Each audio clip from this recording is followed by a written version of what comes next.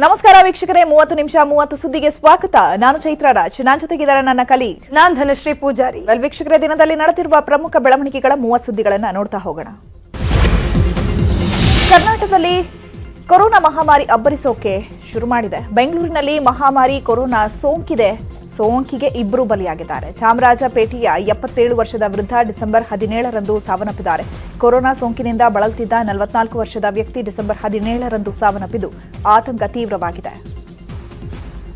ಈ ಮಧ್ಯೆ ರಾಜ್ಯದಲ್ಲಿ ಕೊರೋನಾ ಸೋಂಕಿತರ ಸಂಖ್ಯೆ 92ಕ್ಕೆ ಏರಿಕೆಯಾಗಿದೆ. ಇವತ್ತು ಒಂದೇ ದಿನ 20 ಕೋವಿಡ್ ಪ್ರಕರಣಗಳು ರಾಜ್ಯದಲ್ಲಿ ದಾಖಲಾಗಿವೆ. ಅದರಲ್ಲೂ ಬೆಂಗಳೂರಿನಲ್ಲೇ ಇವತ್ತು 19 ಜನರಿಗೆ ಕೋವಿಡ್ ಪಾಸಿಟಿವ್ ಕಾಣಿಸಿಕೊಂಡಿದೆ. ರಾಜ್ಯದ ಒಟ್ಟು ಪಾಸಿಟಿವ್ ದರ 2.47%ಗೆ ಏರಿಕೆಯಾಗಿದೆ. ರಾಮನಗರ ಜಿಲ್ಲೆಯಲ್ಲಿ 2ನೇ ಕೊರೋನಾ ಪ್ರಕರಣ ಪತ್ತೆಯಾಗಿದೆ. ಭೈರಮಂಗಲ ಗ್ರಾಮದ 22 ವರ್ಷದ ಯುವತಿಗೆ ಕೊರೋನಾ ಪಾಸಿಟಿವ್ ಇದ್ದು ರಾಮನಗರ ಜಿಲ್ಲಾಸ್ಪತ್ರೆಯಲ್ಲಿ ಚಿಕಿತ್ಸೆ ಪಡೆದಿದ್ದಾರೆ. ಈ ಬಗ್ಗೆ ಯಾವುದೇ ಆತಂಕ ಇಲ್ಲ ಅಂತ ಡಿಎಚ್ಒ ಡಾಕ್ಟರ್ ನಿರಂಜನ್ ಮಾಹಿತಿ ಕೊಟ್ಟಿದ್ದಾರೆ. ಇನ್ನು ತುಮಕೂರು ಜಿಲ್ಲೆಯಲ್ಲೂ ಮೊದಲ ಕೋವಿಡ್ ಪಾಸಿಟಿವ್ ಪ್ರಕರಣ ಪತ್ತೆಯಾಗಿದೆ. ಮಧುಗಿರಿ ಮೂಲದ ವ್ಯಕ್ತಿಯಲ್ಲಿ ಪಾಸಿಟಿವ್ ಪತ್ತೆಯಾಗಿದ್ದು ಬೆಂಗಳೂರಿನ ಜಯದೇವ ಆಸ್ಪತ್ರೆಯಲ್ಲಿ ಚಿಕಿತ್ಸೆ ಪಡೆದಿದ್ದಾರೆ. ಕಾಫಿನಾಡು ಚಿಕ್ಕಮಗಳೂರಿನಲ್ಲಿ ಕೊರೋನಾ ಆತಂಕ ಹೆಚ್ಚಾಗಿದೆ. ನಿನ್ನೆ ಮಲ್ಲೇಗೌಡ ಸರ್ಕಾರಿ ಜಿಲ್ಲಾಸ್ಪತ್ರೆಯಲ್ಲಿ ಟೆಸ್ಟ್ ಮಾಡಿಸಿಕೊಂಡಿದ್ದ ಇಬ್ಬರಿಗೆ ಕೊರೋನಾ ಪಾಸಿಟಿವ್ ಆಗಿದೆ. ಕೋವಿಡ್ ಬಗ್ಗೆ ಧಾರವಾಡ ಜಿಲ್ಲೆಯ ಜನತೆ ಭಯಪಡಬೇಕಿಲ್ಲ ಅಂತ ಡಿಸಿ ಗುರುದತ್ ಹೆಗಡೆ ಹೇಳಿದ್ದಾರೆ. ಕೊರೋನಾ ಕಂಟ್ರೋಲ್ಗೆ ಆರೋಗ್ಯ ಸಚಿವರು ಸೂಕ್ತ ಮಾರ್ಗದರ್ಶನ ನೀಡಿದ್ದಾರೆ. 60 ವರ್ಷ ಮೇಲ್ಪಟ್ಟವರಿಗೆ ಮಾಸ್ಕ್ ಕಡ್ಡಾಯವಾಗಿ ಬಳಸಬೇಕು. ಕೆಮ್ಮು ಜ್ವರ ಇದ್ದವರು ತಪಾಸಣೆ ಮಾಡಿಸಿಕೊಳ್ಳಬೇಕು. ಜಿಲ್ಲೆಯಲ್ಲಿ 5,000ಕ್ಕೂ ಹೆಚ್ಚು ಬೆಡ್ಗಳು ಸರ್ಕಾರಿ ಆಸ್ಪತ್ರೆಗಳಲ್ಲಿ ಲಭ್ಯ ಇವೆ ಅಂತ ಹೇಳಿದ್ದಾರೆ. ಹ್ಯಾಂಡ್ ವಾಷಿಂಗ್ ಆಯಿತು, ಆಮೇಲೆ ಮಾಸ್ಕ್ ಬಳಸೋದಾಯಿತು, ಸೋಷಿಯಲ್ ಡಿಸ್ಟೆನ್ಸಿಂಗ್ ಆಯಿತು. ಇದನ್ನು ಮಾಡ್ತಾ ಇದ್ದರೆ ನಮಗೆ ಪ್ರಿವೆನ್ಷನ್ ಮಾಡಲಿಕ್ಕೆ ಅವಕಾಶ ಆಗುತ್ತೆ.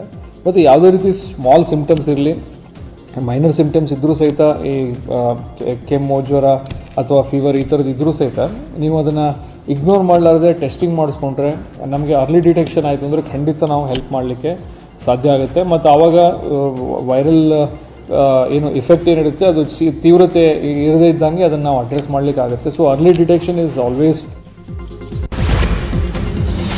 JN1 ಆತಂಕ ಹಿನ್ನೆಲೆ ಆರೋಗ್ಯ ಇಲಾಖೆ ಸರಣಿ ಸಭೆಗಳನ್ನು ನಡೆಸ್ತಾ ಇದೆ. ಕೊರೋನಾ ಉಪತಳಿ ಬಗ್ಗೆ ಕೇಂದ್ರ ಸರ್ಕಾರವು ಅಲರ್ಟ್ ಆಗಿದ್ದು ಎಲ್ಲಾ ರಾಜ್ಯಗಳ ಆರೋಗ್ಯ ಇಲಾಖೆಯ ಜೊತೆ ಕೇಂದ್ರ ಸಚಿವ ಮನ್ಸುಖ್ ಮಂಡವಿಯಾ ಸಭೆಯನ್ನು ನಡೆಸಿದ್ರು.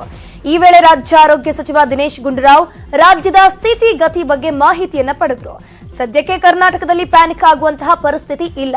ಐಸಿಯು ಬೆಡ್ಗಳು, ವೆಂಟಿಲೇಟರ್ಸ್, ಆಕ್ಸಿಜನ್, ಅತ್ಯಗತ್ಯ ಮೂಲ ಸೌಕರ್ಯಗಳನ್ನ ಸನ್ನದ್ಧ ಸ್ಥಿತಿಯಲ್ಲಿರಿಸಿಕೊಳ್ಳುವಂತೆ ಎಲ್ಲ ಜಿಲ್ಲಾಸ್ಪತ್ರೆಗಳಿಗೆ ಸೂಚಿಸಲಾಗಿದೆ.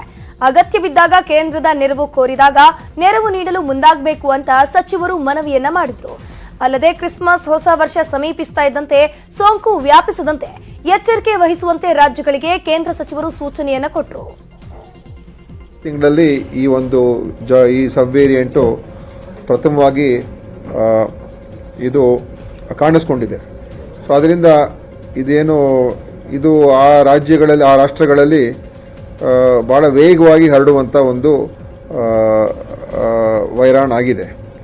ಆದರೆ ಯಾವುದೇ ರೀತಿಯ ಯಾವ ರೀತಿ ಒಮಿಕ್ರಾನ್ ಇತ್ತು ಅದೇ ಥರ ಇದರಿಂದ ತುಂಬ ಹಾನಿಕಾರಿಯಾಗಿರ್ತಕ್ಕಂಥ ಅಥವಾ ಇದರಿಂದ ಮೃತವನ್ನು ಪಡ್ತಕ್ಕಂಥ ಒಂದು ಸಂದರ್ಭಗಳು ಬಹಳ ವಿರಳ, ಕಮ್ಮಿ. ಆದ್ದರಿಂದ ಕೇಂದ್ರ ಸರ್ಕಾರ ಏನು ಹೇಳ್ತಾ ಇದ್ದಾರೆ ಅಂತ ಹೇಳಿದ್ರೆ ಯಾವುದೇ ರೀತಿಯ ಒಂದು ಆತಂಕ ಅಥವಾ ಭಯವನ್ನು ಸೃಷ್ಟಿ ಮಾಡುವಂಥ ಅವಶ್ಯಕತೆ ಇಲ್ಲ. ಕೊರೋನಾ ಕುರಿತು ಬಿಬಿಎಂಪಿ ಸಭೆ ನಡೆಸಿದೆ. ಬಿಬಿಎಂಪಿ ಕೇಂದ್ರ ಕಚೇರಿಯಲ್ಲಿ ಆರೋಗ್ಯ ವಿಭಾಗದ ವಿಶೇಷ ಆಯುಕ್ತ ಶಂಕರ್ ಬಾಬು ನೇತೃತ್ವದಲ್ಲಿ ಒಂದು ಸಭೆ ನಡೆಯಿತು. ಕೋವಿಡ್ ನಿಯಂತ್ರಣಕ್ಕೆ ತೆಗೆದುಕೊಳ್ಳಬೇಕಾದಂತಹ ಕ್ರಮಗಳ ಬಗ್ಗೆ ಹಾಗೆಯೇ ಆಸ್ಪತ್ರೆಗಳಲ್ಲಿ ಸಿದ್ಧತೆ ಬಗ್ಗೆ ಚರ್ಚಿಸಲಾಗಿದೆ. ಸಭೆ ಬಳಿಕ ಮಾತನಾಡಿದ ಶಂಕರ್ ಬಾಬು, ಸದ್ಯಕ್ಕೆ ಕೋವಿಡ್ ಪ್ರಕರಣಗಳು ಬಹಳ ಕಡಿಮೆ ಇದೆ. ಸರ್ಕಾರ ನೀಡುವ ಎಲ್ಲಾ ಮಾರ್ಗಸೂಚಿಗಳನ್ನು ಪಾಲಿಸುವುದಾಗಿ ಹೇಳಿಕೆಯನ್ನು ಕೊಟ್ಟರು. ಜನರಿಗೆ ಅಶ್ಯೂರೆನ್ಸ್, ಆಶ್ವಾಸನೆ ಕೊಡುವಂಥ ಹೆಲ್ತ್ ಫೆಸಿಲಿಟೀಸ್ ನಮ್ಮ ಹತ್ರ ಇದೆ. ನಿಮಗೆ ಇದೆಲ್ಲ ತಿಳ್ಕೊಂಡು ಆಶ್ಚರ್ಯ ಆಗ್ಬೋದು. ಫಾರ್ ಎಕ್ಸಾಂಪಲ್, ನಮ್ಮ ಹತ್ರ 450 ಜನ ಲ್ಯಾಬ್ ಟೆಕ್ನಿಷಿಯನ್ಸ್ ರೆಡಿಯಾಗಿದ್ದಾರೆ ನಮ್ಮ ಬಿಬಿಎಂಪಿನಲ್ಲಿ ಮ್ಯಾನ್ ಪವರು. ಅಂದರೆ ನಮ್ಮ ಹತ್ರ 350 ಜನ ಡಾಕ್ಟರ್ಸ್, ಕ್ವಾಲಿಫೈಡ್ ಡಾಕ್ಟರ್ಸ್ ಇದ್ದಾರೆ ಟ್ರಯೇಜಿಂಗ್ ಮಾಡೋಂಥ. ಸೊ ನಮ್ಮ ಹತ್ರ ಆಲ್ಮೋಸ್ಟ್ 2000 ಆಕ್ಸಿಜನ್ ಕಾನ್ಸಂಟ್ರೇಟರ್ಸ್ ಇವೆ. ಸೊ ಇವೆಲ್ಲ ನಮ್ಮ ಸರ್ವೈಲೆನ್ಸ್ಗೆ ಏನೇನು ಬೇಕಾಗಿದ್ದವೋ ಅವೆಲ್ಲ ನಮ್ಮ ಹತ್ರ ಎಷ್ಟಿದೆ ಏನೇನಿದೆ ಏನು ಎಷ್ಟು ತಯಾರಾಗಿದ್ದೀವಿ ನಾವು ಆ ಥರ ಏನಾದರೂ ಸಿಚುವೇಶನ್ ಬಂದರೆ ಎದುರ್ಕೊಳ್ಳೋಕು ಅಂತ. ರಾಜ್ಯದಲ್ಲೂ ಕೋವಿಡ್ ಆತಂಕ ತೀವ್ರವಾಗಿರುವ ಹಿನ್ನೆಲೆ ಸಿಎಂ ಸಿದ್ದರಾಮಯ್ಯ ನೇತೃತ್ವದಲ್ಲಿ ನಾಳೆ ಮಹತ್ವದ ಸಭೆ ನಡೆಯಲಿದೆ. ಆರೋಗ್ಯ ಇಲಾಖೆಯ ಸಚಿವರು, ಅಧಿಕಾರಿಗಳು ಹಾಗೂ ತಾಂತ್ರಿಕ ಸಲಹಾ ಸಮಿತಿಯ ಸದಸ್ಯರು ಈ ಸಭೆಯಲ್ಲಿ ಭಾಗಿಯಾಗಲಿದ್ದಾರೆ. ರಾಜ್ಯದಲ್ಲಿ ಪ್ರಕರಣಗಳು ಕಾಣಿಸಿಕೊಳ್ಳುತ್ತಿರುವ ಹಿನ್ನೆಲೆಯಲ್ಲಿ ಸರ್ಕಾರ ಎಚ್ಚರಿಕೆಯ ಕ್ರಮವನ್ನು ಕೈಗೊಳ್ಳಲು ಮುಂದಾಗಿದೆ. ಲೋಕಸಭೆ ಚುನಾವಣೆಗೆ ದೋಸ್ತಿ ಪಕ್ಷಗಳು ಸಿದ್ಧತೆ ಮಾಡಿಕೊಂಡಿವೆ. ಮಾಜಿ ಸಿಎಂ ಎಚ್ಡಿ ಕುಮಾರಸ್ವಾಮಿ ದೆಹಲಿಗೆ ಪ್ರಯಾಣಿಸಿದ್ದಾರೆ. ಲೋಕಸಭೆ ಚುನಾವಣೆಗೆ ಸೀಟು ಹಂಚಿಕೆ ಸಂಬಂಧ ನಾಳೆ ವರಿಷ್ಠರ ಜೊತೆ ಎಚ್ಡಿಕೆ ಹಾಗೂ ಬಿವೈ ವಿಜಯೇಂದ್ರ ಚರ್ಚಿಸಲಿದ್ದಾರೆ ಎನ್ನಲಾಗಿದೆ. ಕೆಂಪೇಗೌಡ ಏರ್ಪೋರ್ಟ್ನಲ್ಲಿ ಮಾತನಾಡಿದ ಎಚ್ಡಿಕೆ, ವೈಯಕ್ತಿಕ ಕೆಲಸದ ನಿಮಿತ್ತ ದೆಹಲಿಗೆ ಹೋಗ್ತಾ ಇದ್ದೇನೆ, ಯಾವುದೇ ವಿಶೇಷತೆ ಇಲ್ಲ ಅಂತ ಹೇಳಿದ್ದಾರೆ. ಇವತ್ತು ಸಂಜೆ ಬಿವೈ ವಿಜಯೇಂದ್ರ ಕೂಡ ದೆಹಲಿಗೆ ಪ್ರಯಾಣವನ್ನ ಬೆಳೆಸಿದ್ದಾರೆ. ಯಾವ ವಂಚಿಕೆನೂ ಇಲ್ಲಪ್ಪ. ನಾನು ಡೆಲ್ಲಿಗೆ ಹೋಗೋದು ವಿಶೇಷನಾ? ಡೆಲ್ಲಿಗೆ ಹೋಗ್ತಿರೋದೇನು ವಿಶೇಷ ಏನಿಲ್ಲ. ನನ್ನ ಯಾವುದೋ ಕೆಲಸಕ್ಕೆ ಹೋಗ್ತಾ ಇದ್ದೀನಿ. ಏನಿಲ್ಲ ಆ ಥರ ಯಾವುದೂ ಇಲ್ಲ. ಈಗ ಬಂದ್ಮೇಲೆ ಎಲ್ಲಿ ಬಿಜೆಪಿ ಜೆಡಿಎಸ್ ಪಕ್ಷಗಳ ಸೀಟು ಹಂಚಿಕೆ ಹೈಕಮಾಂಡ್ಗೆ ಬಿಟ್ಟ ವಿಷಯ ಅಂತ ದೇವನಹಳ್ಳಿ ಏರ್ಪೋರ್ಟ್ನಲ್ಲಿ ಮುರುಗೇಶ್ ನಿರಾಣಿ ಹೇಳಿದ್ದಾರೆ. ಸೀಟು ಹಂಚಿಕೆ ಬಗ್ಗೆ ಅಮಿತ್ ಶಾ, ಜೆಪಿ ನಡ್ಡಾ ತೀರ್ಮಾನಿಸಲಿದ್ದಾರೆ ಅಂತ ಹೇಳಿದರು. ಹೊಂದಾಣಿಕೆ ಸರಿಯೇ ಎಂಬ ಪ್ರಶ್ನೆಗೆ ದೊಡ್ಡವರು ಮಾಡಿದ್ದಾರೆ, ನಾವು ಒಪ್ಪಿಕೊಳ್ತೇವೆ ಅಂತ ನಿರಾಣಿ ಹೇಳಿದರು. ರಾಷ್ಟ್ರೀಯ ಅಧ್ಯಕ್ಷರು ಮತ್ತು ಅಮಿತ್ ಶಾ ಅವರು ಸೇರಿ ಕುಮಾರಸ್ವಾಮಿ ಅವರು, ದೇವೇಗೌಡರು ಒಟ್ಟಾರೆ ಸೇರ್ಕೊಂಡು ಮಾತಾಡ್ಕೊಂಡು ನಮ್ಮ ಶಕ್ತಿ ಅವ್ರಿಗೆ ಉಪಯೋಗ ಆಗ್ತದೆ, ಅವ್ರ ಶಕ್ತಿ ನಮ್ಗೆ ಉಪಯೋಗ ಆಗ್ತದೆ. ಇದು ವಿನ್ ವಿನ್ ಸಿಚುವೇಶನ್ ಇದೆ. ಹಿಂಗಿರುವಾಗ ನಾವು 28 ಗೆಲ್ಲಬೇಕನ್ನುವಂತ ಒಂದು ಗುರಿ ಇರ್ತಾ ಇರೋದ್ರಿಂದ ನಿಶ್ಚಿತವಾಗಿ ನಮ್ಮ ಭಾರತೀಯ ಜನತಾ ಪಾರ್ಟಿಗೆ ಈಗ ಈ ರೀತಿ ಹೊಂದಾಣಿಕೆ ಸರಿ ಅಂತ ಅನ್ಸುತ್ತೆ ಸರ್ ನಿಮಗೆ? ಒಟ್ಟು ದೊಡ್ಡವರು ಮಾಡಿದ್ರೆ ನಾವು ಒಪ್ಕೋತೀವಿ. ರಾಷ್ಟ್ರೀಯ ಅಧ್ಯಕ್ಷರು ಮತ್ತು ಅಮಿತ್ ಶಾ 22 ಮತ್ತು 23 ದೇಶದ ಇತರ ರಾಜ್ಯದ ಅಧ್ಯಕ್ಷರುಗಳ ಒಂದು ಸಭೆನೂ ಕೂಡ ಇದೆ ದೆಹಲಿನಲ್ಲಿ. ಹಾಗಾಗಿ ಈ ಒಂದು ಕಾರ್ಯಕ್ರಮದ ನಿಮಿತ್ತ ನಾನು ದೆಹಲಿಗೆ ತೆರಳುತ್ತಾ ಇದ್ದೇನೆ. ಸಹಜವಾಗಿಯೇ ದೆಹಲಿಗೆ ಹೋದಾಗ ನಮ್ಮೆಲ್ಲ ರಾಷ್ಟ್ರೀಯ ನಾಯಕರನ್ನು ಕೂಡ ಭೇಟಿ ಮಾಡ್ತಕ್ಕಂಥ ಪ್ರಯತ್ನ ಮಾಡ್ತಾರೆ. ನಮ್ಮ ಪದಾಧಿಕಾರಿಗಳು ಎಲ್ಲವೂ ಕೂಡ ತೀರ್ಮಾನ ಆಗಬೇಕು. ಎಲ್ಲ ವಿಚಾರವಾಗಿ ರಾಷ್ಟ್ರೀಯ ಅಧ್ಯಕ್ಷರ ಜೊತೆ ಚರ್ಚೆ ಮಾಡ್ತಾರೆ. ಸರ್, ಅಂದ್ರೆ ಸೀಟು ಹಂಚಿಕೆ ಬಗ್ಗೆ ಏನಾದರೂ ಮಾತುಕತೆ ಇದೆಯಾ? ಮೈತ್ರಿ ನಡೀತಿದೆ, ಲೋಕಸಭೆ ಚುನಾವಣೆ ಮೈತ್ರಿ ನಡೀತಲ್ಲ. ಮೈತ್ರಿ ಆಗಲೇ ತೀರ್ಮಾನ ಆಗಿದೆ. JDS NDA ಜೊತೆಲಿ ಇದ್ದಾರೆ. ಲೋಕಸಭಾ ಚುನಾವಣೆ ಹಿನ್ನೆಲೆಯಲ್ಲಿ ಅವರ ಅಪೇಕ್ಷೆ ಏನಿದೆ ನಮ್ಗಿನ್ನೂ ಅದ್ರ ಬಗ್ಗೆ ಯಾವುದೊಂದು ಮಾಹಿತಿ ಇಲ್ಲ. ಎಷ್ಟು ಸ್ಥಾನಗಳನ್ನು ಅವರು ಚುನಾವಣೆ ಸ್ಪರ್ಧೆ ಮಾಡಬೇಕು ಇಲ್ಲ ಎಲ್ಲವೂ ಕೂಡ ಅವ್ರು ಮಾತನಾಡ್ತಾರೆ ರಾಷ್ಟ್ರೀಯ ನಾಯಕರ ಜೊತೆ. ನಾವು ಕೂಡ ಲೋಕಸಭೆ ಚುನಾವಣೆ ಗೆಲ್ಲಲು ಬಿಜೆಪಿ ಜೆಡಿಎಸ್ ಮೈತ್ರಿ ವಿಚಾರಕ್ಕೆ ಸಚಿವ ಪ್ರಿಯಾಂಕ್ ಖರ್ಗೆ ವಾಗ್ದಾಳಿಯನ್ನು ನಡೆಸಿದ್ರು. ಇವರ ಎರಡೂ ಮನೆಗೂ ಬೆಂಕಿ ಹತ್ತಿದೆ.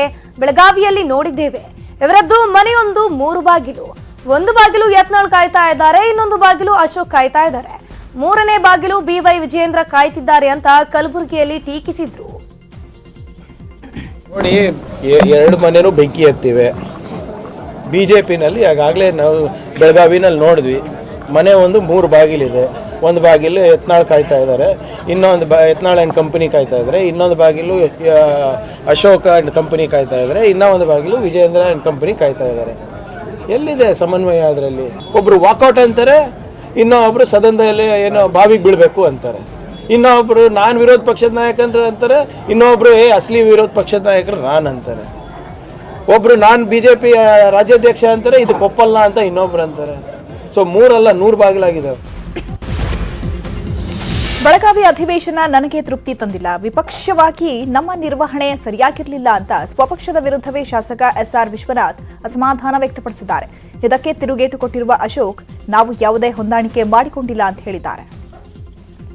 ಅಧಿವೇಶನ 10 ದಿನ ಏನಿತ್ತು, ನನಗಂತೂ ವೈಯಕ್ತಿಕವಾಗಿ ಏನು ಸಮಾಧಾನ ತರಲಿಲ್ಲ. ಯಾಕಂದರೆ ನಾವು ಸರ್ಕಾರವನ್ನು ಇಕ್ಕಟ್ಟು ಸಿಗಿಸುವಂಥ ಅನೇಕ ವಿಚಾರಗಳಿದ್ದರೂ ಕೂಡ ನಾವು ಎಲ್ಲೋ ಒಂದು ಕಡೆ ಸರಿಯಾಗಿ ರಾಜ್ಯದ ಜನತೆಗೆ ಸರಿಯಾದ ಸಂದೇಶವನ್ನು ಕೊಡೋಕ್ಕಾಗಲಿಲ್ಲ ಅನ್ನೋ ಕಾರಣದಿಂದ, ಮತ್ತು ಉತ್ತರ ಕರ್ನಾಟಕದ ಸಮಸ್ಯೆಗಳ ಬಗ್ಗೆನೇ ಜಾಸ್ತಿ ಚರ್ಚೆ ಮಾಡಬೇಕು ಅಂತಕ್ಕಂಥದ್ದು ಆ ಭಾಗದ ಶಾಸಕರೇನು ಒತ್ತಡ ಇತ್ತು, ಅದರಿಂದ ನಾವಾಗಲಿಲ್ಲ. ಮತ್ತು ಜನವರಿಗೆ ಏನು ಅಸೆಂಬ್ಲಿ ಕರೀತಾರೆ, ನಾವಂತೂ ಬಿಡೋದಿಲ್ಲ. ಬೇರೆ ಬೇರೆ ಅನೇಕ ವಿಚಾರಗಳೈತೆ, ಆ ವಿಚಾರಗಳ ಬಗ್ಗೆ ನಾವು ಖಂಡಿತವಾಗೂ ಮಾತಾಡ್ತೀವಿ. ಪಕ್ಷದ ನಾಯಕತ್ವ ನಮ್ಮ ಸ್ಟ್ರಾಂಗ್ ಇದೆ. ಉತ್ತರ ಕರ್ನಾಟಕದ ಜ್ವಲಂತ ಸಮಸ್ಯೆಗಳ ಪ್ರಶ್ನೆನೇ ಇಲ್ಲ. ಅಧಿವೇಶನದಲ್ಲಿ ಏನು ನಾವು ಪ್ರಸ್ತಾವ ಮಾಡಬೇಕು ಅಷ್ಟನ್ನು ನಾವು ಪ್ರಸ್ತಾವನೆ ಮಾಡಿದ್ದೇವೆ. ಉತ್ತರ ಕರ್ನಾಟಕ ಪ್ರಶ್ನೆ ಇದ್ದಿದ್ದರಿಂದ ಹೆಚ್ಚು ದಿನ ಉತ್ತರ ಕರ್ನಾಟಕಕ್ಕೆ ಅವಕಾಶ ನಾವು ಮಾಡಿಕೊಟ್ಟಿದ್ದೇವೆ. ನಮಗೂ 10 ದಿನ ಪೂರ್ತಿ ಸಮಯ ಸಿಕ್ಕಿದ್ರೆ ಇವೆಲ್ಲ ವಿಚಾರಗಳು ಇವೆಲ್ಲ ಅಲ್ಲ, ಇನ್ನೂ ಒಂದೆರಡು ವಿಚಾರಗಳನ್ನ ಸೇರಿಸಿ ನಾವು ಮಾತಾಡ್ತೀವಿ. ಈಗ ಬೆಳಗಾವಿ ಅಧಿವೇಶನದಲ್ಲಿ ಬಂದ, ಈಗ ಬೆಂಗಳೂರು ಅಧಿವೇಶನದಲ್ಲಿ ಇವೆಲ್ಲ ಚರ್ಚೆ ಆಗಿದೆ. ಬಿಜೆಪಿ ರಾಜ್ಯಾಧ್ಯಕ್ಷ ಬಿವೈ ವಿಜಯೇಂದ್ರ ಅವರನ್ನ ನಾಗ ಸಾಧುಗಳು ಭೇಟಿ ಮಾಡಿದ್ದಾರೆ. ಮಲ್ಲೇಶ್ವರಂನ ಬಿಜೆಪಿ ಕಚೇರಿಯಿಂದ ಹೊರಬರುವಾಗ ಅಲ್ಲಿಗೆ ನಾಗ ಸಾಧುಗಳು ಬಂದಿದ್ದಾರೆ. ಬಳಿಕ ರಾಜಸ್ಥಾನಕ್ಕೆ ತೆರಳಲು ಸಹಾಯ ಮಾಡುವಂತೆ ವಿಜಯೇಂದ್ರ ಅವರನ್ನ ಸಾಧುಗಳು ಕೋರಿದ್ರು. ಈ ವೇಳೆ ಸಹಾಯ ಮಾಡುವಂತೆ ಆಪ್ತರಿಗೆ ವಿಜಯೇಂದ್ರ ಸೂಚಿಸಿದ್ರು. ಅದರಂತೆ ವಿಜಯೇಂದ್ರ ಆಪ್ತರು ನಾಗ ಸಾಧುಗಳಿಗೆ ಧನ ಸಹಾಯ ಮಾಡಿದ್ರು. ವಿಜಯೇಂದ್ರ ಲೆಕ್ಕಕ್ಕಿಲ್ಲ, ಯಡಿಯೂರಪ್ಪ ಲೆಕ್ಕ, ಅವರೇ ಬರಬೇಕು ಅಂತ ವಿ ಸೋಮಣ್ಣ ಪಟ್ಟು ಹಿಡಿದಿದ್ದಾರೆ. ದೆಹಲಿ ವರಿಷ್ಠರ ಭೇಟಿ ವೇಳೆ ಬಿಎಸ್ವೈ ಉಪಸ್ಥಿತಿಗೆ ಸೋಮಣ್ಣ ಪಟ್ಟು ಹಿಡಿದಿದ್ದಾರೆ. ಕಳೆದ ಚುನಾವಣೆಯಲ್ಲಿ ತಮ್ಮ ಸೋಲಿಗೆ ಬಿಎಸ್ವೈ ಕಾರಣ ಅಂತ ಸೋಮಣ್ಣ ಹೈಕಮಾಂಡ್ ನಾಯಕರಿಗೆ ದೂರನ್ನ ಕೊಟ್ಟಿದ್ರು. ಹಾಗಾಗಿ ಈಗ ಬಿಎಸ್ವೈ ಸಮ್ಮುಖದಲ್ಲೇ ಉತ್ತರ ಕಂಡುಕೊಳ್ಳಲು ಮುಂದಾಗಿದ್ದಾರೆ. ದೆಹಲಿ ಪ್ರವಾಸದಲ್ಲಿ ಸಿಎಂ ಸಿದ್ದರಾಮಯ್ಯ ಇವತ್ತು ಕೇಂದ್ರ ಗೃಹ ಸಚಿವ ಅಮಿತ್ ಶಾ ಅವರನ್ನ ಭೇಟಿಯಾಗಿ ಚರ್ಚೆಯನ್ನ ನಡೆಸಿದ್ರು. ಪ್ರಕೃತಿ ವಿಕೋಪ ಕುರಿತು ಉನ್ನತ ಮಟ್ಟದ ಸಭೆಯನ್ನ ನಡೆಸಿ ರಾಜ್ಯಕ್ಕೆ ಬರ ಪರಿಹಾರದ ಬಿಡುಗಡೆ ಮಾಡುವಂತೆ ಮನವಿಯನ್ನ ಮಾಡಿದ್ರು. ನಿನ್ನೆ ಪ್ರಧಾನಿ ಮೋದಿ ಅವರನ್ನ ಭೇಟಿ ಮಾಡಿ ಬರ ಪರಿಹಾರಕ್ಕೆ ಸಿಎಂ ಮನವಿಯನ್ನ ಸಲ್ಲಿಸಿದ್ರು. ದೆಹಲಿಯಲ್ಲಿರುವ ಡಿಸಿಎಂ ಡಿಕೆ ಶಿವಕುಮಾರ್ ಇಂದು ಕೇಂದ್ರ ಹಣಕಾಸು ಸಚಿವೆ ನಿರ್ಮಲಾ ಸೀತಾರಾಮನ್ ಅವರನ್ನ ಭೇಟಿಯಾಗಿದ್ದಾರೆ. ರಾಜ್ಯಕ್ಕೆ ಬರಬೇಕಾಗಿರುವ ಅನುದಾನವನ್ನ ಬಿಡುಗಡೆ ಮಾಡುವಂತೆ ದೆಹಲಿಯ ಸಂಸತ್ ಭವನದಲ್ಲಿ ಮನವಿ ಸಲ್ಲಿಸಿದ್ರು. ನಿಗಮ ಮಂಡಳಿ ಅಧ್ಯಕ್ಷ ಉಪಾಧ್ಯಕ್ಷರ ಆಯ್ಕೆ ಕಾಂಗ್ರೆಸ್ನಲ್ಲಿ ಸರ್ಕಸ್ ನಡೆಸ್ತಾ ಇದೆ. ಈ ಬಗ್ಗೆ ಪಟ್ಟಿ ಫೈನಲ್ ಮಾಡುವುದಕ್ಕೆ ಸಿಎಂ ಸಿದ್ದರಾಮಯ್ಯ, ಡಿಸಿಎಂ ಡಿಕೆಶಿ ದೆಹಲಿಯಲ್ಲೇ ಬೀಡು ಬಿಟ್ಟಿದ್ದಾರೆ. ಒಟ್ಟು 35ರಿಂದ 37 ಶಾಸಕರಿಗೆ ನಿಮ್ಮ ಮಂಡಳಿಯಲ್ಲಿ ಸ್ಥಾನ ಬಹುತೇಕ ಫೈನಲ್ ಆಗಿದ್ದು, ಸದ್ಯ ದೆಹಲಿಯ ಎಐಸಿಸಿ ಕಚೇರಿಯಲ್ಲಿ ಮಲ್ಲಿಕಾರ್ಜುನ ಖರ್ಗೆ ನೇತೃತ್ವದಲ್ಲಿ ಮಹತ್ವದ ಸಭೆ ನಡೀತಾ ಇದೆ. ನನ್ನನ್ನ ಸಾಲಗಾರನನ್ನಾಗಿ ಮಾಡಿಸಿದ್ದು ಮಾಜಿ ಸಿಎಂ ಎಚ್ಡಿ ಕುಮಾರಸ್ವಾಮಿ ಅಂತ ಮಾಜಿ ಸಂಸದ ಶಿವರಾಮೇಗೌಡರು ಗಂಭೀರ ಆರೋಪವನ್ನ ಮಾಡಿದ್ರು. ನಾಗಮಂಗಲದಲ್ಲಿ ಮಾತನಾಡಿದ ಶಿವರಾಮೇಗೌಡರು 6 ತಿಂಗಳು ಸಂಸದನಾಗಿ ಮಾಡಿ ಮುಂದಿನ ಚುನಾವಣೆಗೆ ಕುಮಾರಸ್ವಾಮಿ ಟಿಕೆಟೇ ಕೊಟ್ಟಿಲ್ಲ. ಆ ಬಳಿಕ ನಡೆದ ಪರಿಷತ್ ಚುನಾವಣೆಗೆ ಸ್ಪರ್ಧಿಸಿ ಸಾಲಗಾರನಾಗಿದ್ದೇನೆ, ಇಂದಿಗೂ ಬಡ್ಡಿ ಕಟ್ತಿದ್ದೇನೆ ಅಂತ ಹೇಳಿದ್ರು. ಶಿವರಾಮೇಗೌಡರಿಗೆ ನಾವೇನು ಅನ್ಯಾಯ ಮಾಡಿಲ್ಲ, ಬರೀ 6 ತಿಂಗಳಿಗೆ ದೊಡ್ಡ ಸಾಲಗಾರರು ಮಾಡಿದ್ವಿ ಹೊರತು 6 ತಿಂಗಳು MP ಎಲೆಕ್ಷನ್ ಮಾಡಲಿಲ್ಲ. ನಾನೇನು ತಪ್ಪು ಮಾಡಿರಲಿಲ್ಲ, 6 ತಿಂಗಳಿಗೆ ಕಿತ್ತಾಕೈತೆ ನನಗೆ.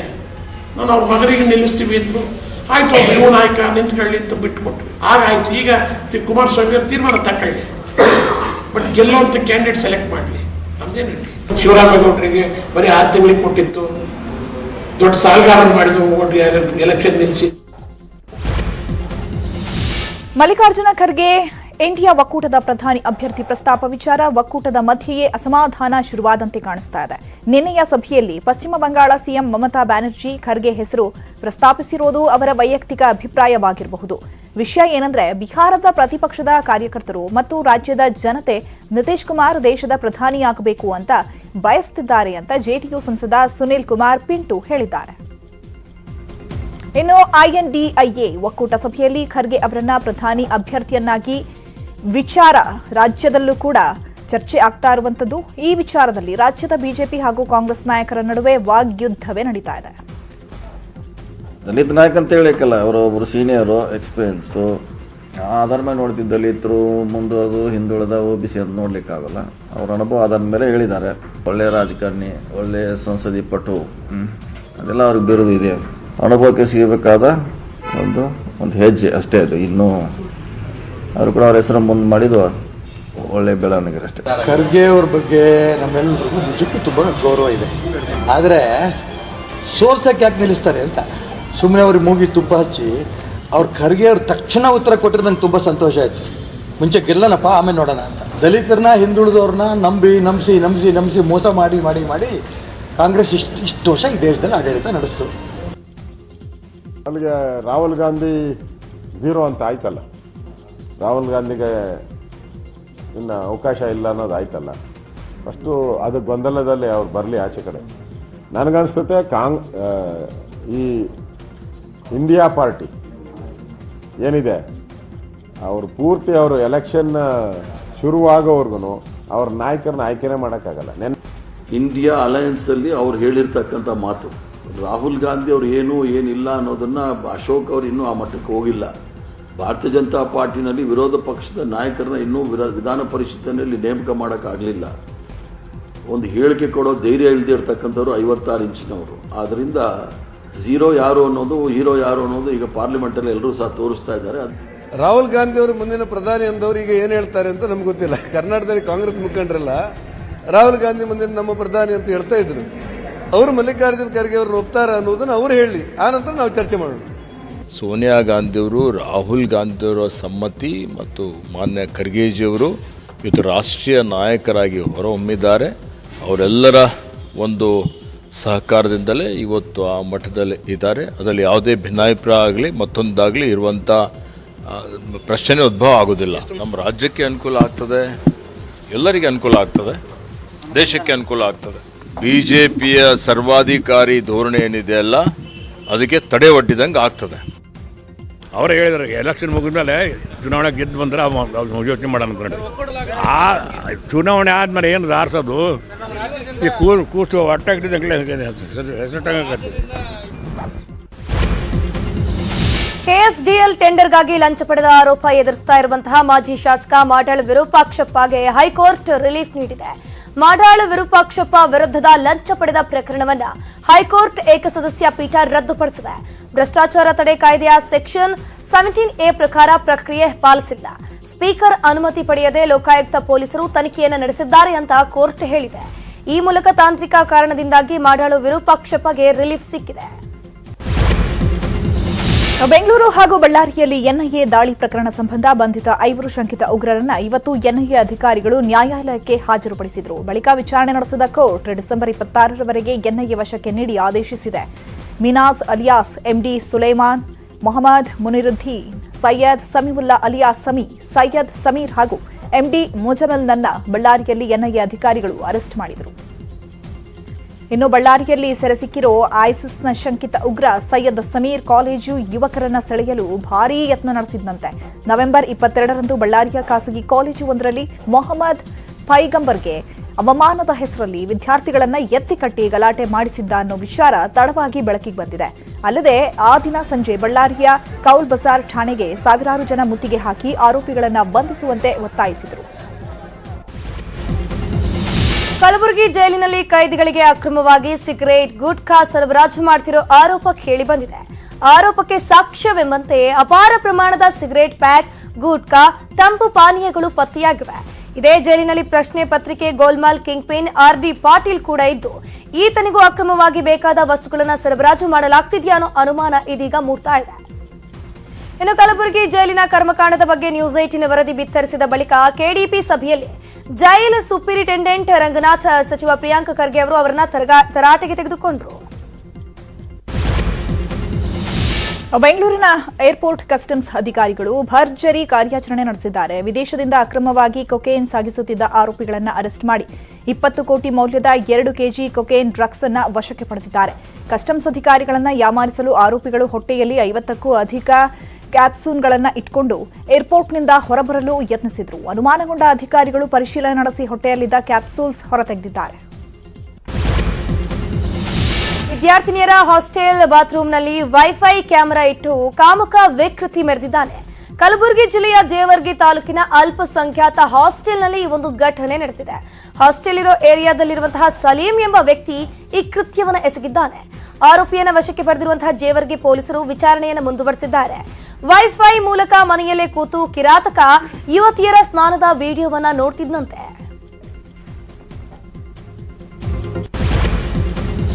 ಬೆಳಗಾವಿಯಲ್ಲಿ ಕಳೆದ 3 ದಿನದಲ್ಲಿ 14 ಮನೆಗಳಲ್ಲಿ ಕಳ್ಳತನ ನಡೆದಿದೆ. ಮನೆಯಲ್ಲಿ ಯಾರೂ ಇಲ್ಲದಿರೋದನ್ನ ಹಾಗೂ ವೃದ್ಧರೇ ಇರೋ ಮನೆಗಳನ್ನ ಟಾರ್ಗೆಟ್ ಮಾಡಿ ಕಳ್ಳತನ ಮಾಡಲಾಗಿದೆ. ಅಲ್ಲದೆ ಮನೆ ಕಳ್ಳತನ ಮಾಡುವಾಗ ಅಡ್ಡ ಬಂದ್ರೆ ಮಚ್ಚಿನಿಂದಲೂ ಈ ಗ್ಯಾಂಗ್ ಹಲ್ಲೆ ಮಾಡಿದೆ. 14 ಮನೆಗಳಿಂದ ಸುಮಾರು 30 ಲಕ್ಷಕ್ಕೂ ಹೆಚ್ಚು ನಗದು, ಲಕ್ಷಾಂತರ ಮೌಲ್ಯದ ಚಿನ್ನಾಭರಣವನ್ನ ದೋಚಿದ್ದಾರೆ. ಪೊಲೀಸರಿಗೆ ದೂರು ನೀಡಿದ್ರೂ ಪ್ರಯೋಜನ ಆಗಿಲ್ಲ ಅಂತ ಜನರೇ ರಸ್ತೆಯಲ್ಲಿ ಗಸ್ತು ತಿರುಗುತ್ತಿದ್ದಾರೆ. ಚಿಕ್ಕಮಗಳೂರಿನಲ್ಲಿ ಹೃದಯಾಘಾತಕ್ಕೆ 7ನೇ ತರಗತಿ ವಿದ್ಯಾರ್ಥಿನಿ ಸಾವನ್ನಪ್ಪಿದ್ದಾಳೆ. ಮೂಡಿಗೆರೆ ತಾಲೂಕಿನ ಕೆಸವಳಲು ಜೋಗಣ್ಣನಕೆರೆ ಗ್ರಾಮದಲ್ಲಿ ಒಂದು ಘಟನೆ ನಡೆದಿದೆ. ಬೆಳಗ್ಗೆ ಶಾಲೆಗೆ ತೆರಳುತ್ತಾ ಇದ್ದಾಗ ದಾರದಹಳ್ಳಿ ಪ್ರಾಥಮಿಕ ಶಾಲೆಯ ವಿದ್ಯಾರ್ಥಿನಿ ಸೃಷ್ಟಿ ಕುಸಿದು ಬಿದ್ದಿದ್ದಾಳೆ. ಕೂಡಲೇ ಆಸ್ಪತ್ರೆಗೆ ರವಾನಿಸುವ ವೇಳೆ ಮಾರ್ಗ ಮಧ್ಯೆ ತೀವ್ರ ಎದೆ ನೋವಿನಿಂದ ಜೀವ ಬಿಟ್ಟಿದ್ದಾಳೆ. ಮಗಳ ಸಾವಿನಿಂದ ಕುಟುಂಬ ಆಘಾತಕ್ಕೀಡಾಗಿದೆ. ಈವರೆಗೂ ಸರ್ಕಾರದಿಂದ ಪರಿಹಾರ ಸಿಗದೆ ಕಲಬುರಗಿಯಲ್ಲಿ ಬೆಣ್ಣೆತೋರ ಜಲಾಶಯ ಸಂತ್ರಸ್ತರ ಕಣ್ಣೀರು ಹಾಕ್ತಿದ್ದಾರೆ. ಸಮಸ್ಯೆಗಳಿಂದಾಗಿ ಜಲಾಶಯಕ್ಕಾಗಿ ಮನೆ ಕಳೆದುಕೊಂಡವರಿಗೆ ಪರಿಹಾರ ಹಾಗೂ ನಿವೇಶನಕ್ಕೆ ಹಕ್ಕುಪತ್ರ ಕೊಡಿ ಅಂತ ಸಂತ್ರಸ್ತ ಕುಟುಂಬಗಳು ತಮ್ಮ ಅಳಲನ್ನ ತೋಡಿಕೊಂಡಿದ್ದಾರೆ. ಸ್ವಂತ ಸೂರಿಲ್ಲದೆ 25 ವರ್ಷಗಳಿಂದ ಶೆಡ್ಗಳಲ್ಲೇ 350ಕ್ಕೂ ಹೆಚ್ಚು ಸಂತ್ರಸ್ತರು ವಾಸ ಮಾಡ್ತಿದ್ದಾರೆ. ಹಕ್ಕುಪತ್ರಕ್ಕೆ ಹಲವು ಬಾರಿ ಮನವಿ ಮಾಡಿದರೂ ಯಾವುದೇ ಪ್ರಯೋಜನ ಆಗಿಲ್ಲ. ಬೆಣ್ಣೆತೋರ ಜಲಾಶಯ ಭಾಗದ ನಾಗೂರು ಗ್ರಾಮಸ್ಥರ ಗೋಳು ಕೇಳೋರೇ ಇಲ್ಲದಂತಾಗಿದೆ. ದಕ್ಷಿಣ ಕನ್ನಡದ ಪುತ್ತೂರಿನ ಹಿರಿಯ ಚಿಂತಕ, ವಾಗ್ಮಿ, ಬರಹಗಾರ ಲಕ್ಷ್ಮೀಶ ತೋಳ್ಪಾಡಿಗೆ ಕೇಂದ್ರ ಸಾಹಿತ್ಯ ಅಕಾಡೆಮಿ ಪ್ರಶಸ್ತಿ ಸಿಕ್ಕಿದೆ. ತೋಳ್ಪಾಡಿ ಬರೆದಂತಹ ಮಹಾಭಾರತ ಅನುಸಂಧಾನದ ಯಾತ್ರೆ ಕೃತಿ ಗೌರವಕ್ಕೆ ಪಾತ್ರವಾಗಿದೆ. ಸಂಸತ್ನಲ್ಲಿ ಕಲರ್ ಬಾಂಬ್ ಗದ್ದಲ ಗಲಾಟೆ ಇವತ್ತು ಜೋರಾಗಿತ್ತು. ಇವತ್ತು ಕೂಡ ಇಬ್ಬರು ಸಂಸದರನ್ನ ಸಂಸತ್ನಿಂದ ಅಮಾನತು ಮಾಡಲಾಗಿದೆ. ಅಮಿತ್ ಶಾ ಹೇಳಿಕೆಗೆ ಪಟ್ಟು ಹಿಡಿದು ವಿಪಕ್ಷಗಳು ಪ್ರತಿಭಟನೆ ಮಾಡಿವೆ. ಪ್ರತಿಭಟನೆ ವೇಳೆ ಭಿತ್ತಿ ಫಲಕಗಳನ್ನು ಪ್ರದರ್ಶಿಸಿದ ಸಂಸದ ಸಿ ಥಾಮಸ್, ಎಎಂ ಆರಿಫ್ರನ್ನ ಅಮಾನತು ಮಾಡಲಾಗಿದೆ. ಒಟ್ಟು ಈ ಮೂಲಕ ಈವರೆಗೆ 143 ಸಂಸದರು ಅಮಾನತುಗೊಂಡಿದ್ದಾರೆ. ಅಯೋಧ್ಯೆಯಲ್ಲಿ ರಾಮಮಂದಿರ ಉದ್ಘಾಟನೆಗೆ ಕ್ಷಣಗಣನೆ ಶುರುವಾಗಿದೆ. ಇದಕ್ಕಾಗಿ ಸಕಲ ಸಿದ್ಧತೆಗಳನ್ನು ಮಾಡಿಕೊಳ್ಳಲಾಗುತ್ತಿದೆ. ಇನ್ನು ಮಂದಿರ ಲೋಕಾರ್ಪಣೆ ಕಾರ್ಯಕ್ರಮಕ್ಕೆ 4,000 ಸಾಧು ಸಂತರಿಗೆ ಆಹ್ವಾನವನ್ನು ಕೊಡಲಾಗಿದೆ. ಭಾರೀ ಮಳೆಗೆ ತಮಿಳುನಾಡು ತತ್ತರಿಸಿ ಹೋಗಿದೆ. ಜನವಸತಿ ಪ್ರದೇಶಗಳಲ್ಲಿ ನೀರು ಕಡಿಮೆ ಆಗದೆ ಜನ ಪರದಾಡುತ್ತಿದ್ದಾರೆ. ಪ್ರವಾಹ ಪೀಡಿತ ಪ್ರದೇಶಗಳಲ್ಲಿ ಸಂತ್ರಸ್ತರಿಗೆ ಭಾರತೀಯ ಕೋಸ್ಟ್ ಗಾರ್ಡ್ ಸಿಬ್ಬಂದಿ ಅಗತ್ಯ ವಸ್ತುಗಳು, ನೀರು ಮತ್ತು ಆಹಾರವನ್ನು ಪೂರೈಕೆ ಮಾಡುತ್ತಿದ್ದಾರೆ. ಇನ್ನು ಹಲವೆಡೆ ಸೇನಾ ಹೆಲಿಕಾಪ್ಟರ್ಗಳನ್ನು ಬಳಸಿ ರಕ್ಷಣಾ ಕಾರ್ಯ ಮುಂದುವರಿಸಲಾಗಿದೆ. ಪಿವಿಆರ್ ಐನಾಕ್ಸ್ ಹಾಗೂ ಮಿರಾಜ್ ಮಲ್ಟಿಪ್ಲೆಕ್ಸ್ ವಿರುದ್ಧ ಹೊಂಬಾಳೆ ಫಿಲ್ಮ್ಸ್ ಆಕ್ರೋಶವನ್ನು ವ್ಯಕ್ತಪಡಿಸಿದೆ. ನಾಳೆ ಶಾರುಖ್ ಅಭಿನಯದ ಡಂಕಿ, ನಾಡಿದ್ದು ಪ್ರಭಾಸ್ ಅಭಿನಯದ ಸಲಾರ್ ರಿಲೀಸ್ ಆಗ್ತಿದ್ದು ಸ್ಕ್ರೀನ್ಗಳ ಹಂಚಿಕೆಯಲ್ಲಿ ತಾರತಮ್ಯ ಮಾಡ್ತಿದ್ದಾರೆ ಅಂತ ಮಲ್ಟಿಪ್ಲೆಕ್ಸ್ಗಳು. ಹೀಗಾಗಿ ಪಿವಿಆರ್ ಹಾಗೂ ಐನಾಕ್ಸ್ನ ಬಾಯ್ಕಾಟ್ ಮಾಡಲು ಹೊಂಬಾಳೆ ಫಿಲ್ಮ್ಸ್ ನಿರ್ಧಾರವನ್ನು ಮಾಡಿದೆ. ಹಿರಿಯ ನಟಿ ಹೇಮಾ ಚೌಧರಿ ಬ್ರೈನ್ ಹ್ಯಾಮರೇಜ್ನಿಂದ ಬಳಲ್ತಿದ್ದಾರೆ. ಬೆಂಗಳೂರಿನ ಬ್ಯಾಪ್ಟಿಸ್ಟ್ ಆಸ್ಪತ್ರೆಯಲ್ಲಿ ತೀವ್ರ ನಿಗಾ ಘಟಕದಲ್ಲಿ ನಟಿಗೆ ಚಿಕಿತ್ಸೆಯನ್ನು ಕೊಡಲಾಗ್ತಾ ಇದೆ. ಚಿಕಿತ್ಸೆಗೆ ಸ್ಪಂದಿಸುತ್ತಿಲ್ಲ ಅಂತ ವೈದ್ಯರು ಹಾಗೂ ಸಂಬಂಧಿಕರು ಮಾಹಿತಿಯನ್ನು ಕೊಟ್ಟಿದ್ದಾರೆ. ಮೊನ್ನೆಯಷ್ಟೇ ಲೀಲಾವತಿ ಪುಣ್ಯತಿಥಿಯಲ್ಲಿ ಭಾಗಿಯಾಗಿದ್ದ ಹೇಮಾ ಚೌಧರಿ ಆರೋಗ್ಯವಾಗಿದ್ದರು. ಆದರೆ ಕಳೆದ 2 ದಿನಗಳ ಹಿಂದೆ ಬ್ರೈನ್ ಹ್ಯಾಮರೇಜ್ ಅಟ್ಯಾಕ್ ಆಗಿದೆ.